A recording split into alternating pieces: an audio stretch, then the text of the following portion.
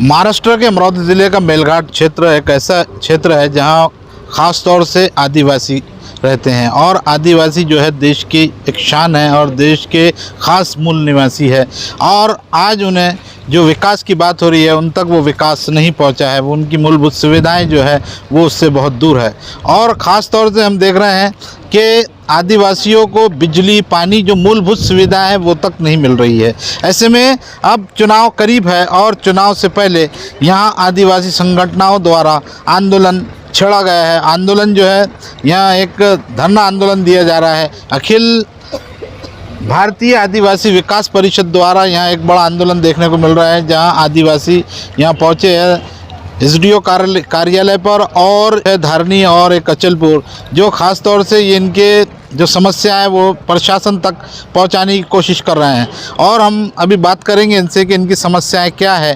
तो हमारे साथ में यहाँ राम चौहान जी है जो महाराष्ट्र प्रदेश के अध्यक्ष है अखिल भारतीय आदिवासी विकास परिषद के नई दिल्ली महाराष्ट्र प्रदेश आयोजित मेलघाट के आदिवासी की समस्या लेकर यहाँ पहुँचे हैं। तो हम बात करेंगे जो समस्या है, मूलभूत सुविधाएं क्या है और आप किस लिए लड़ रहे हैं।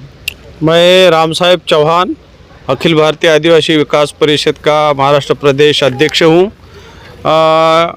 आज 6 मार्च को हमने अचलपुर, मेलघाट और चांदूर बाज़ार और ये एरिया की समस्या को लेके यहाँ धरना आंदोलन चालू किया है। इसके पहले हम सर्वे किया, 180 गांव में हम गए महापुरुष की जयंती के माध्यम से, और फिर एसडीओ धारनी के यहाँ आंदोलन किया।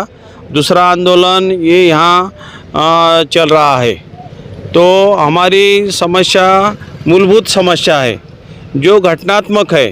घटना में भारतीय राज्य घटना में लिखी है कि आदमी को अन्न वस्त्र निवारा चाहिए, सड़क चाहिए, उसको बिजली चाहिए, उसको शिक्षा चाहिए, आरोग्य चाहिए और अच्छे रास्ते चाहिए। यदि अच्छा समाज की निर्मित करना है तो अच्छी शिक्षा देना चाहिए। लेकिन यहाँ शिक्षा का प्रमाण 2% भी नहीं है, जो कि अदर राज्य में, नहीं तो राज्य में महाराष्ट्र का पश्चिम महाराष्ट्र हुआ कोई भी, तो वहाँ 90% शिक्षा का प्रमाण है। तो ये शिक्षा नहीं लिया तो ये कभी आगे नहीं जा सकते। ये समस्या को लेके हमने आज यहाँ धरने आंदोलन दिया। माननीय एसडीओ साहब से ये चर्चा हुई, उन्होंने स्पष्ट आश्वासन दिया कि इस पर सभी विभाग की, विविध विभाग की ये समस्या है। बांधकाम विभाग है, वीज विभाग है, आरोग्य विभाग, शिक्षण विभाग को वो बुलाएंगे और हमारे को परिषद के जो पदाधिकारी हैं उनको बुला के ये समस्या जल्द से जल्द शासन के स्तर पर सवाल करेंगे, वो छुड़ाएंगे, ऐसा आश्वासन दिया। आपके चैनल के माध्यम से ये बात आप सरकार तक पहुंचा रहे। आप हम ही अखिल भारतीय विकास परिषद के सभी पदाधिकारी आपका धन्यवाद व्यक्त करते हैं। जय हिंद, जय महाराष्ट्र, जय आदिवासी। अभी हम आदिवासी क्षेत्र में जो मूलभूत सुविधाएं हैं वो कहाँ तक है और कैसी मिल रही है, जो आज यहाँ धरना आंदोलन हुआ है वो क्या कमी के कारण हुआ है, हम वो जानने की कोशिश कर रहे हैं। अभी हमारे साथ में यहाँ विदर्भ के उपाध्यक्ष हैं सुरटने जी, तो हम जानेंगे कि विद्यार्थियों के बारे में आप बहुत आवाज़ उठा रहे हैं, तो क्या मतलब मांग है आपकी। मैं धीरज सुरतने, विदर्भ युवा उपाध्यक्ष अखिल भारतीय आदिवासी विकास परिषद। हमारी जो मांगनी है विद्यार्थियों की, जो हमारे लिए कोर्ट के पीछे जो 4 हॉस्टल बनाए हैं, 2 लेडीज़ के और 2 जेंट्स के, उनके लिए कि नहीं हॉस्टल तो बना के दिया है सरकार ने, लेकिन हमारे को आने जाने के लिए कच्चा रास्ता बनाया है। जब बरसात होती तब है कि नहीं आना जाने के लिए रास्ता नहीं रहता, तो हमको कीचड़ से जाना पड़ता। तो हम सब जो कपड़े पहनते तो हमारे ऊपर वो कीचड़ उड़ता, तो हम कॉलेज में नहीं जा सकते। और वहाँ से साइकिल से आना जाना करते तो वो साइकिल फंस जाती, तो हमारा है कि नहीं बरसात के टाइम में कॉलेज जाना बहुत मुश्किल हो जाता है। तो उसके वजह से हम कभी कॉलेज नहीं जा सकते।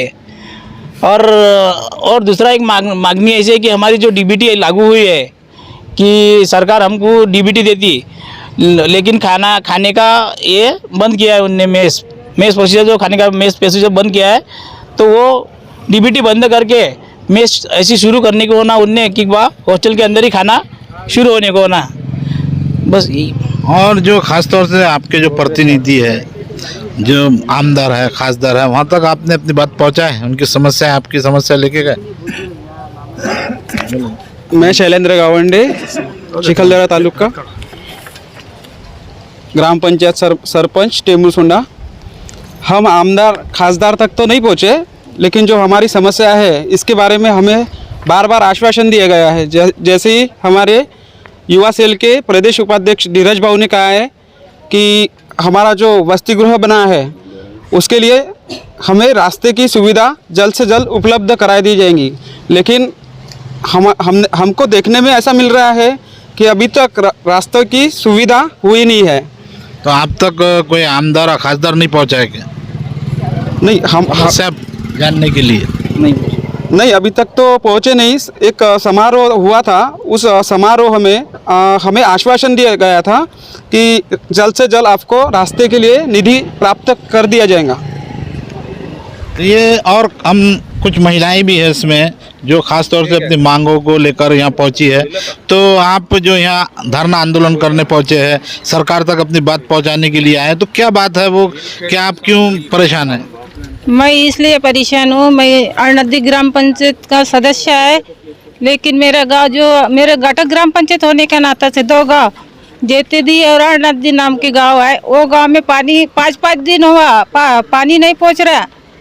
सरकार ग्राम सेवक और सरपंच को बोलता है तो बोलता आज सुधरेगा कल सुधरेगा, लेकिन सुधर तो होगा, लेकिन जहाँ से मेरा गाँव से पुनर्रोशन करके एक गाँव है, जेतेदी नाम का गाँव है, तो वो गाँव अगर पुनर्रोशन होकर वो दूसरे एरिया में आए तो वो पेशा में ही है, लेकिन वहाँ का जो बच्चा है सुशिक्षित होने के नाते भी वो गली गली घूम रहा, बाहर गाँव काम करने जा रहा, किसका मृत्यु हो रहा है, किसका मजा उड़ा रहा, कोई इधर उधर भटक रहा। तो ये भटकना नहीं चाहिए। जो गाँव वहाँ से पुनर्रोशन होने के बाद में वही बच्चे को वहाँ ड्यूटी मिलना चाहिए, क्योंकि वो मच्छी पालन का भी काम चालू था, वो भी बंद है। उनको मसन भूमि का भी परेशानी इतना है, हमारे लोग ये जला के उनका अंतिम संस्कार नहीं करता, लेकिन उनको जमीन चाहिए वहाँ गड़ाने के लिए, तो वो जमीन भी वहाँ उपलब्ध नहीं है। और जाल जंगल में जाएगा तो उन पे आरक्षण भी नहीं देंगे और उनको हकाल देता, उन पे कोई भी कार्रवाई शुरू करता है वन विभाग वाले,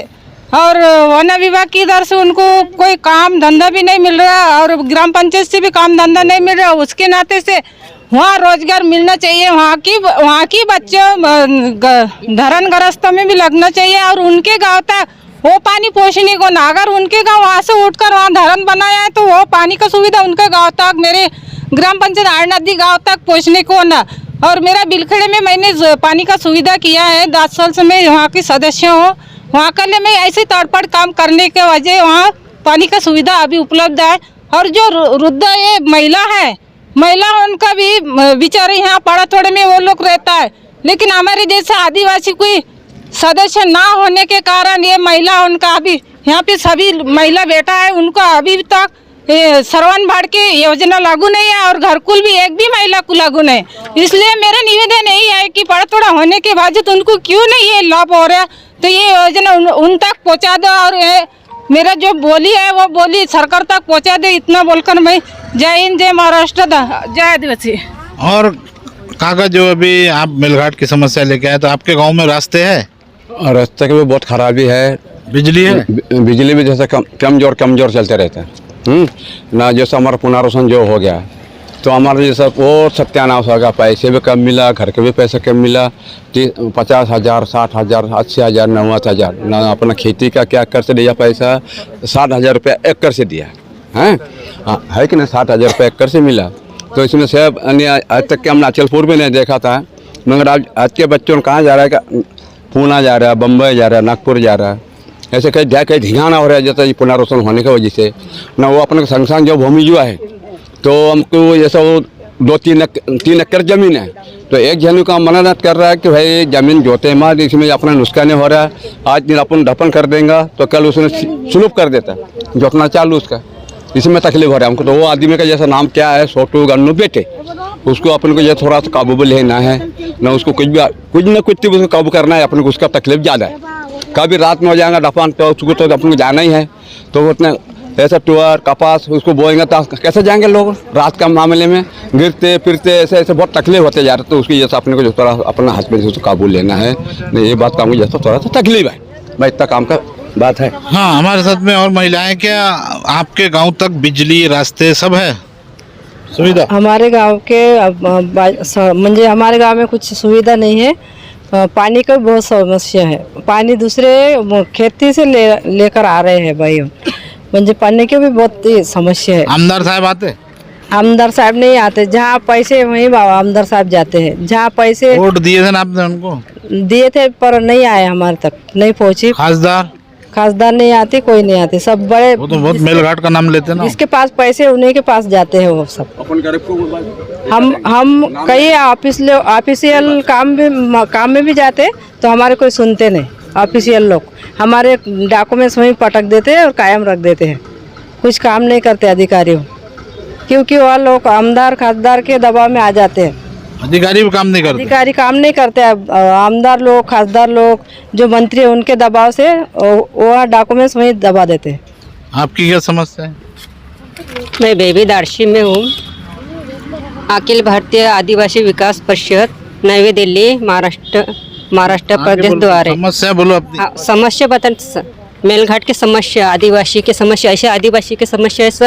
हम गौलखेड़ा बाजार जो गांव धरन में गए उनको बहुत समस्या है, यानी कि धरन गस्ता में उनको नौकरी नहीं मिला अभी तक के। बाकी जन को मिल गए, जिसके पास में पैसे उनको मिल गए, जिसके पास में पैसे नहीं है उनको नहीं मिला अभी। और जो मेलघाट में है सर, बेराट की बोल, गड़गा भांडुम डोलार, सावरिया ढाकना जो एरिया है सर, धारनी एरिया में इतनी म्हणजे परिस्थिति खराब है। यानी कि खेती में पीक होते तो रात में जागल करना पड़ता, सुबह में जागल करना पड़ता, और उस पर उन बच्चों को शिक्षण नहीं मिलते। इस कारण से उन बच्चे अनाड़ी रहते और आगे तक के नहीं पहुँचे। कोई आश्रम शाला है? आश्रम शाला नहीं, प्राथमिक शाला है 4वीं तक के गड़गा भांडुम। बच्चे आते हैं उसमें? हाँ, बच्चे स्कूल में आते? हाँ, स्कूल में जाते बच्चे। टीचर आते हैं वहाँ? हाँ, शिक्षक आते।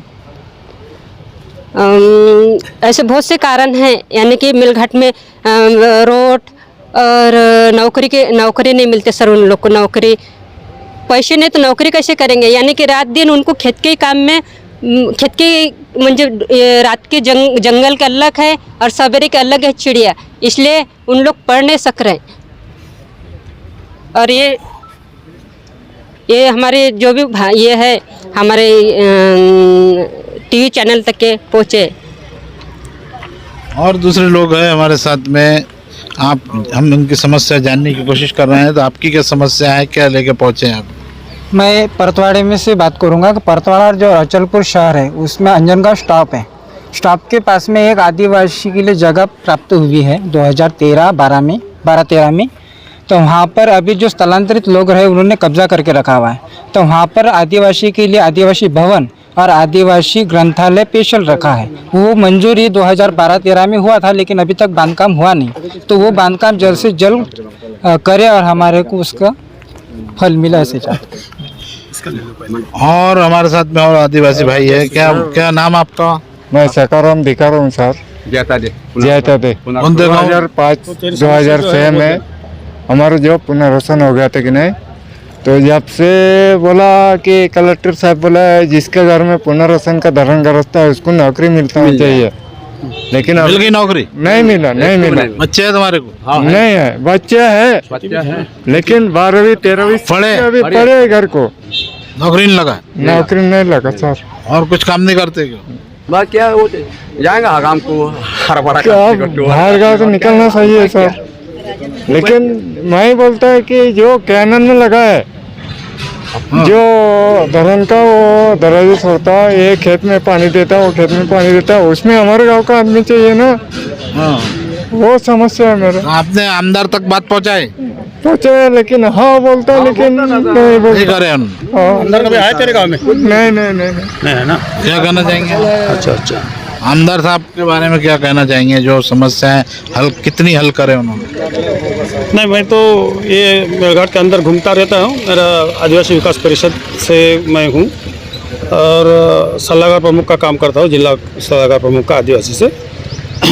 और आमदार साहब की बात बोले तो वो तो अपने काम में लगे हुए रहते ज़्यादा, लोगों के काम से ज़्यादा, ऐसा मुझे लगा है। वो जो चौराकुंड है ना, चौराकुंड में 100 आदिवासी मजदूरों ने काम किया। हाँ, उसको पैसा नहीं दिया गया, उसको रोजी नहीं मिली। 150-200 मजदूर थे, उन्होंने आमदार तक गए लेकिन उनको अभी तक पैसा नहीं मिला। वो बेचारे परेशान हो गए लेकिन पैसा नहीं मिला। तो वहाँ की जो समस्या है बाबूजी, तो उनको जो मुआवजा है आमदार तक बात गई, लेकिन आमदार क्या करते, ठेकेदार उनको मैनेज कर लेते, चुप हो जाते, गरीबों को सुनते नहीं। आप क्या कहना चाहेंगे? हाँ सर, पतोड़ रहता भाई। उस दिन राम चौहान साहब पतोड़ आए थे, हल्दी कुकू का प्रोग्राम ग्राम पंचायत में हुआ है और खाने का प्रोग्राम हमारे घर के सामने था। और इनको मैंने बताया कि भाई देखो नाले कितने फुल भरे हैं, 1 साल हो गया नाली नहीं उपसे और बारिश इतनी आती कि घरों में पानी घुस जाता, रास्ता भी नहीं। क्या करेगा इंसान, बीमारियाँ होते। पतोड़ अचलपुर तहसील में सबसे बड़ा गांव है। सरपंच को बोलो तो बोलता हाउ, मेंबर को बोलो तो बोलता हाउ, किसी को भी बोले ग्राम पंचायत के लोगों को तो बोलता हाउ कल ही भेज देता, मगर एक भी नहीं भेजता। आमदार भी नहीं है। आमदारी कहाँ के देखा, केवराम के बाद में कोई आमदार नहीं आया। तो हम ये देख रहे हैं कि ख़ास तौर से ये भारत देश की एक हमने आईना बताने की कोशिश करे हैं और जो ख़ास तौर से मूल निवासी जो आदिवासी है उनकी समस्याएं कितनी ज़्यादा है, आज तक उन तक विकास नहीं पहुंचा और विकास की जो सरकार बात करती है वो इनसे बहुत काफ़ी दूर है। और जो अब लोकसभा चुनाव आने वाले हैं, विधानसभा चुनाव होने वाले हैं और इसके साथ में यहाँ की जो समस्या है कौन से जनप्रतिनिधि हल करता है इस पर भी सभी की निगाहें हैं। और जो अभी ये प्रशासन के सामने खड़े हुए थे, प्रशासन ने इन्हें आश्वासन दिया है, अब देखना यह है कि कितने जल्दी प्रशासन और सरकार इसमें दखल लेती है और आदिवासियों को न्याय देती है। गाजी न्यूज़ 24 के लिए कैमरा पर्सन बाकिर के साथ मैं इरशाद अहमद, अचलपुर। इसलिए हमारे चैनल को गाजी न्यूज़ 24 को सब्सक्राइब करें और बेल आइकन का बटन दबाना ना भूलें ताकि आपको हमारी हर खबर से अपडेट रहे।